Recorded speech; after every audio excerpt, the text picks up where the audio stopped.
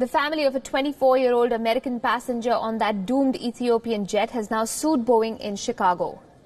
The complaint, which also names Ethiopian Airlines and parts maker Rosemount Aerospace as defendants, is alleging negligence and civil conspiracy, among other charges. 5,000 of these fatally flawed planes will be in the air all over the world with millions of passengers.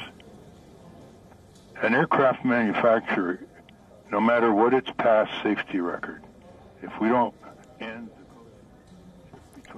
the American who was killed in the March 10 crash in Ethiopia, Samia Stumo, is the great niece of consumer advocate and former presidential candidate Ralph Nader.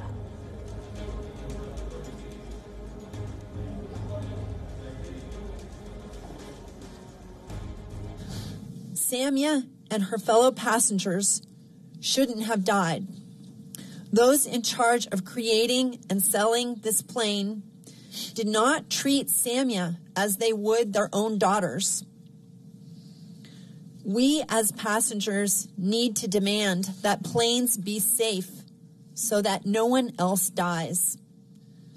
Profits should not come before safety, and we are making this effort here to help prevent a third crash. The complaint accuses Boeing of putting profits over safety and said that the U.S. Federal Aviation Administration must also be held accountable for certifying the 737 MAX.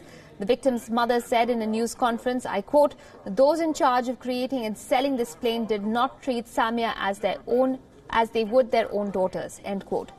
Boeing is facing several other lawsuits, including 7 filed in the city of Chicago earlier by one law firm alone.